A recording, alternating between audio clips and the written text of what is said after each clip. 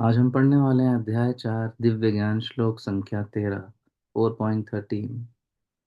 चातुर्वर्णं मया शिष्टं गुणकर्म विभागशः तस्य कर्तारमपि मां विद्धि अकर्तारम अव्ययम्। प्रकृति के 3 गुणों और उनसे संबद्ध कर्म के अनुसार मेरे द्वारा मानव समाज के 4 विभाग रचे गए। यद्यपि मैं इस व्यवस्था का सृष्टा हूँ, किंतु तुम यह जान लो कि मैं इतने पर भी अव्यव अकर्ता हूँ। तो भगवान ने आज थोड़ा सा टॉपिक हल्की सी डायरेक्शन जो है उसको चेंज किया है। कल वाला जो श्लोक था उसमें भगवान ने क्या किया, देवताओं की स्थिति बताई, देवताओं के विषय में बताया भगवान ने। जीव तत्व के विषय में चर्चा हुई, शिव तत्व क्या है और विष्णु तत्व क्या है, शिव तत्व विष्णु तत्व में क्या फर्क है, शिव तत्व जीव तत्व में क्या फर्क है, उस विषय पर चर्चा हुई। और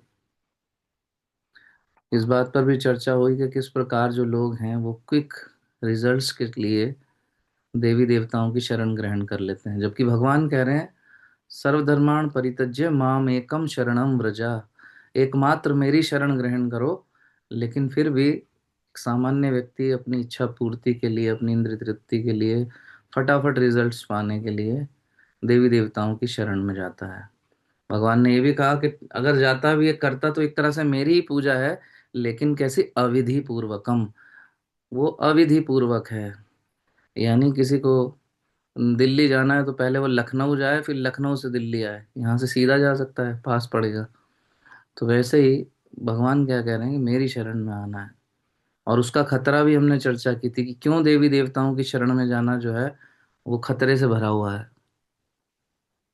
और क्योंकि भगवान एक पिता की तरह हैं जो कि कुछ भी नहीं दे देते, सिर्फ वही चीज देते हैं जो बच्चे के लिए लाभकारी हो।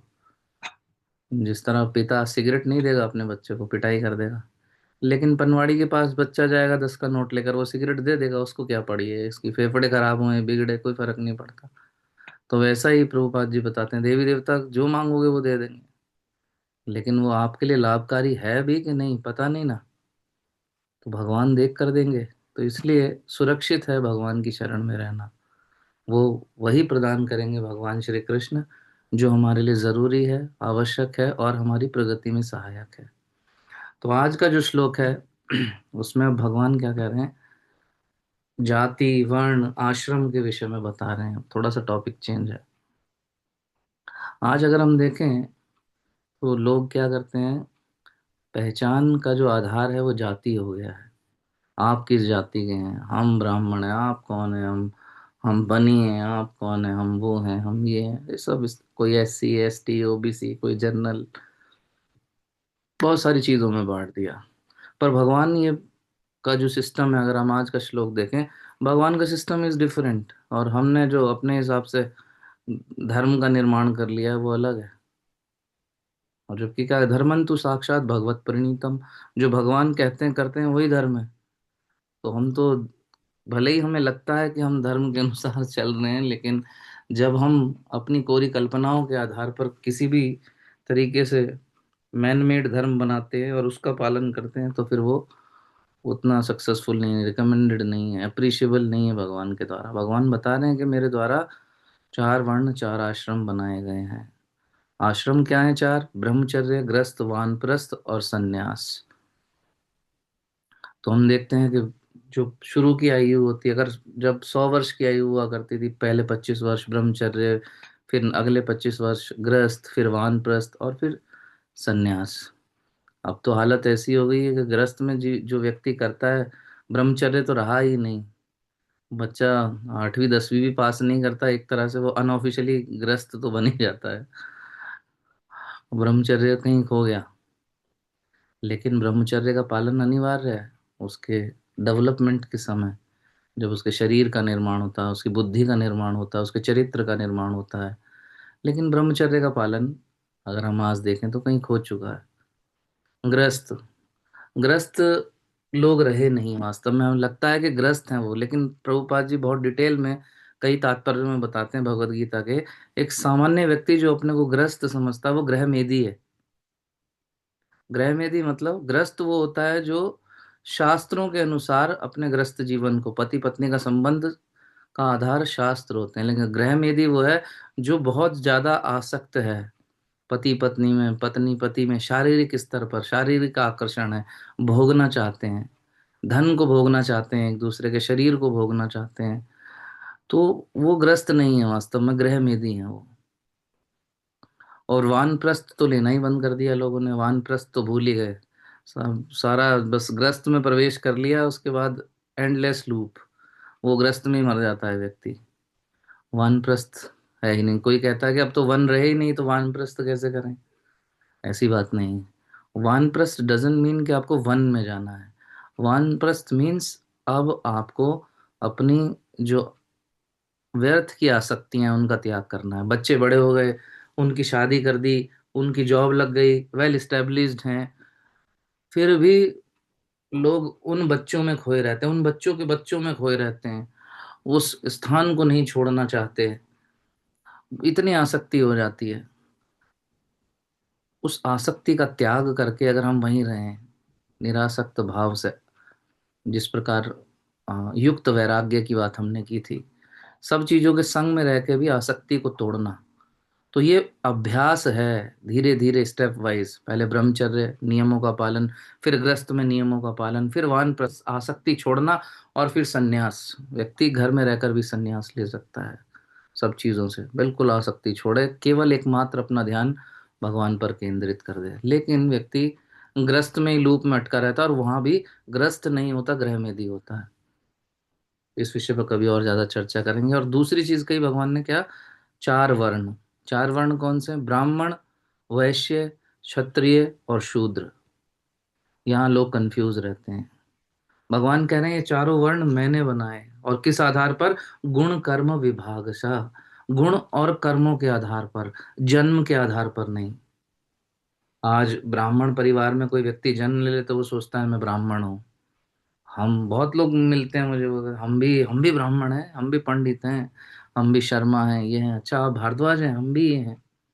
अच्छा जी, चाहे व्यक्ति में गुण है या नहीं है ब्राह्मण का, वो अपने को ब्राह्मण मानता है।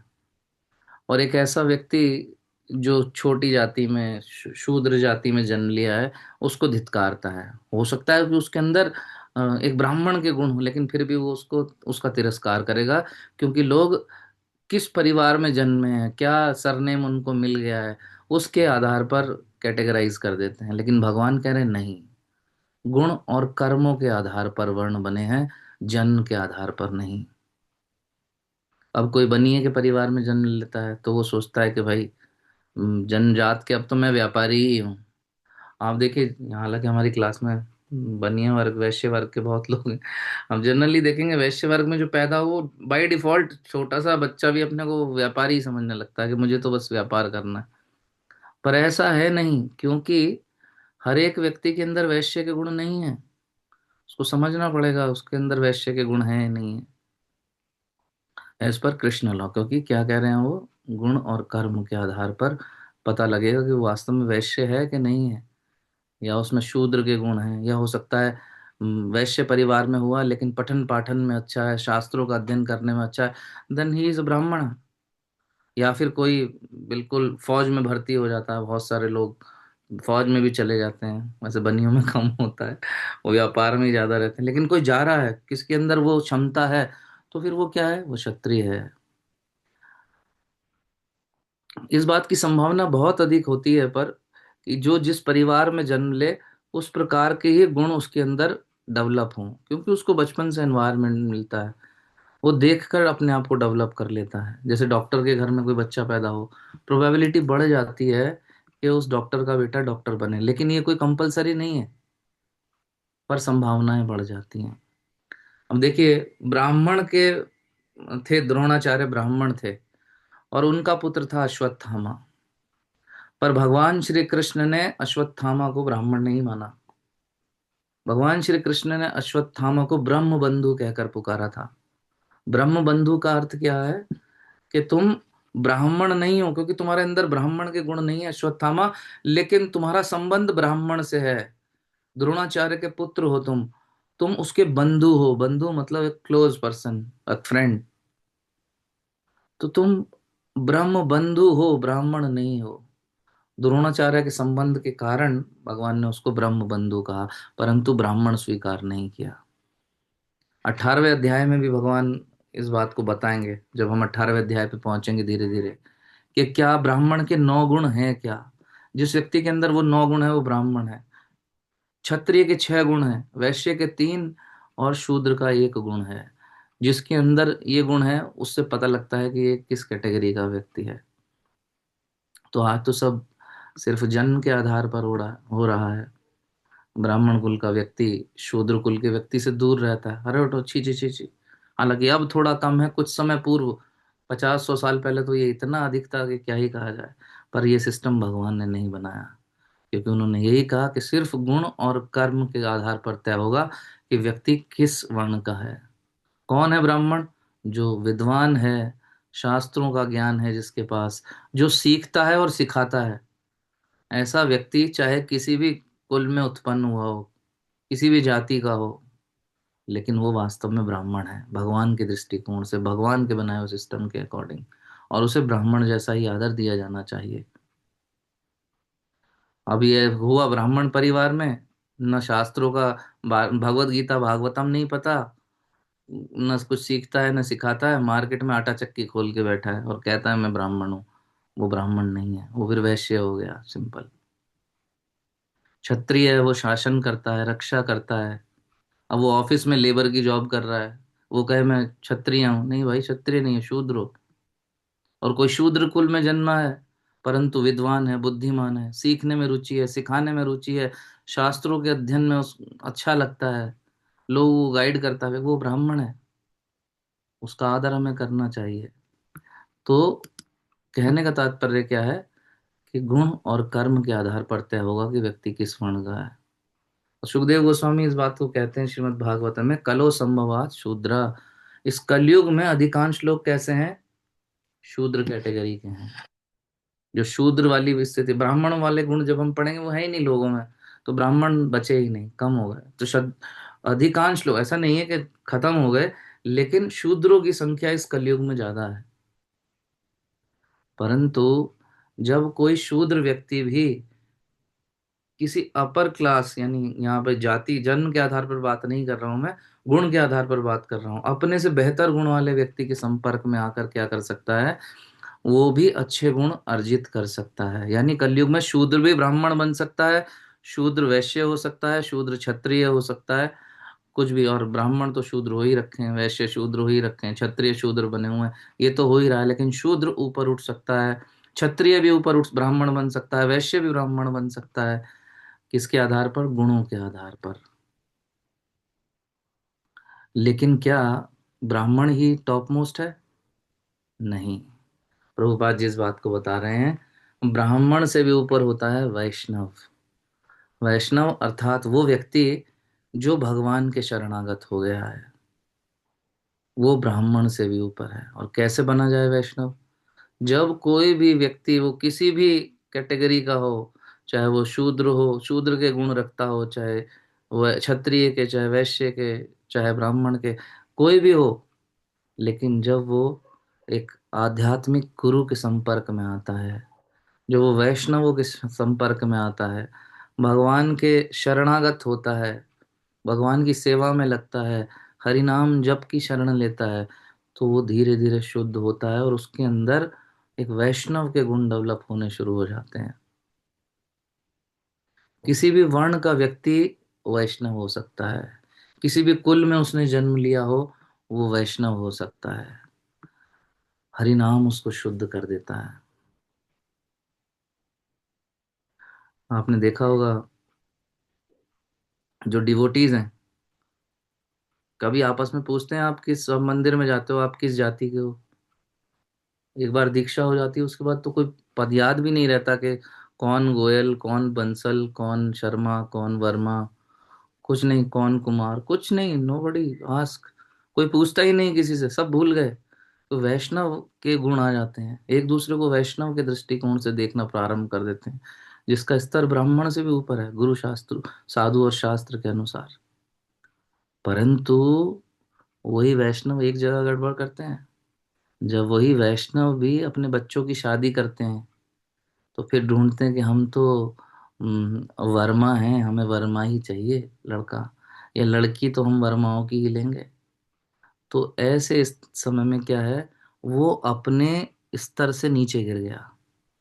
वो जो वो वैष्णव बन गया था जो व्यक्ति, जब उसकी सोच में ये जाति आ गई और वो जाति के आधार पर खोजना प्रारंभ करता है, किसी गुणवान व्यक्ति को नहीं खोजता अपनी लड़की के लिए, लड़के के लिए, तो वो सीधा वैष्णव से नीचे, वो वर्मा या कुमार या शर्मा जिस भी जाति का है, उस जाति के स्तर पर आ जाता है वो सीधा।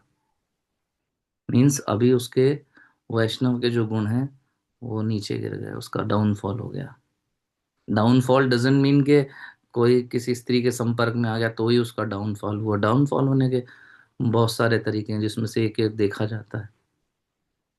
तो अभी भी लोग क्या है, फंसे हैं इस चीज में। बहुत बार मैं देखता हूँ कि प्रभु जी, हम उस जाति के, हमें तो कोई लड़का वही बता दो, हमें वो लड़की बता दो।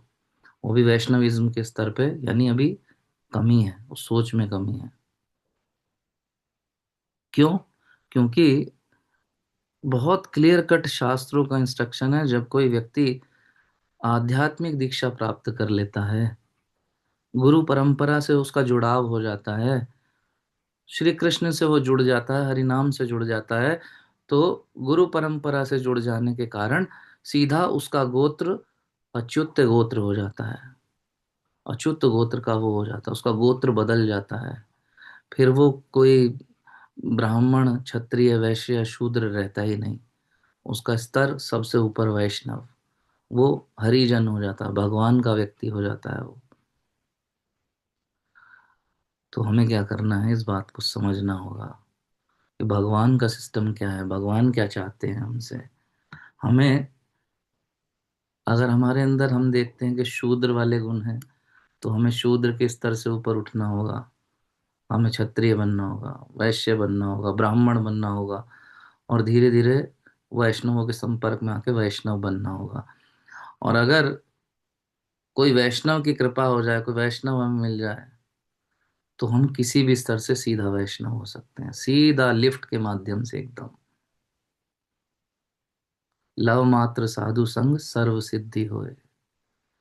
साधु संग मिल जाए और हम उसको गंभीरता से ले लें, हरि नाम को गंभीरता से ले लें, तो हम किसी भी वर्ण किसी भी जाति में हों, हम वैष्णव बन जाएंगे। और यही जीवन की परम सिद्धि है। हरे कृष्ण कृष्ण कृष्ण हरे हरे, हरे राम राम राम हरे हरे। भगवद गीता यथारूप की जय। शील प्रभुपाद की जय।